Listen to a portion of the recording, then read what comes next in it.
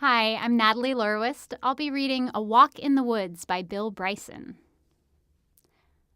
On the fourth evening, we made a friend.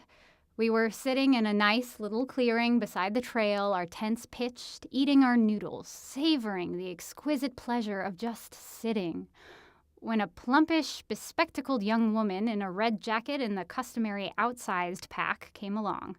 She regarded us with the crinkled squint of someone who is either chronically confused or can't see very well. We exchanged hellos and the usual banalities about the weather and where we were. Then she squinted at the gathering gloom and announced she would camp with us.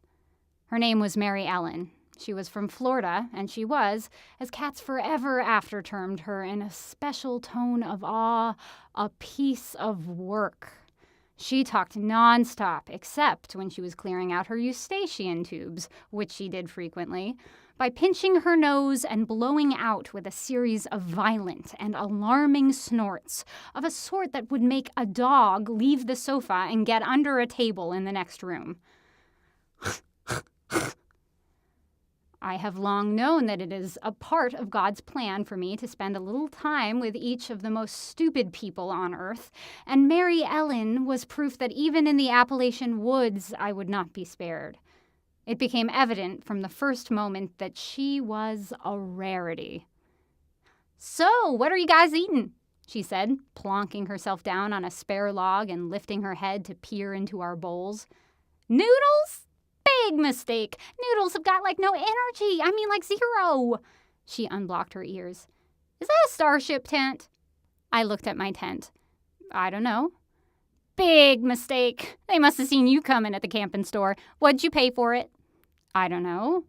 "Too much. That's how much. You should have got a 3-season tent." "It is a 3-season tent." "Pardon me saying so, but it's seriously dumb to come out here in March without a 3-season tent." She unblocked her ears. "It is a 3-season tent." "You're lucky you haven't froze yet. You should go back and punch out the guy that sold it to you because he's been negligible selling you that." "Believe me, it is a 3-season tent." She unblocked her ears and shook her head impatiently. "That's a 3-season tent." She indicated Katz's tent. "That's exactly the same tent." She glanced at it again. "Whatever. How many miles did you do today?" "About 10.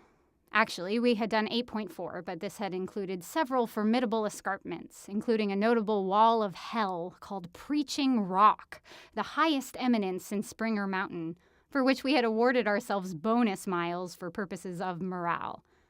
10 miles? Is that all? You guys must be really out of shape. I did 14 too." "How many have your lips done?" said Katz, looking up from his noodles. She fixed him with one of her more severe squints. "Same as the rest of me, of course." She gave me a private look as if to say, "Is your friend seriously weird or something?" She cleared her ears. "I started at Gooch Gap." "So did we. That's only 8.4 miles. She shook her head sharply, as if shooing a particularly tenacious fly. 14 too. "No, really, it's only 8.4. "Excuse me, but I just walked it. I think I ought to know." And then, suddenly, "God, are those Timberland boots? Mega mistake. How much did you pay for 'em?" And so it went.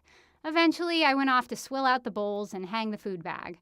When I came back, she was fixing her own dinner, but still talking away at Katz. "You know what your problem is," she was saying. "Pardon my French, but you're too fat." Katz looked at her in quiet wonder. "Excuse me?" "You're too fat. You should have lost weight before you came out here. Should have done some training, because you could have a serious, heart thing out here." "Heart thing?" When your heart stops and you die." "Do you mean a heart attack?" "That's it." Mary Ellen, it should be noted, was not short on flesh herself, and unwisely at that moment she leaned over to get something from her pack, displaying an expanse of backside on which you could have projected motion pictures for, let us say, an army base.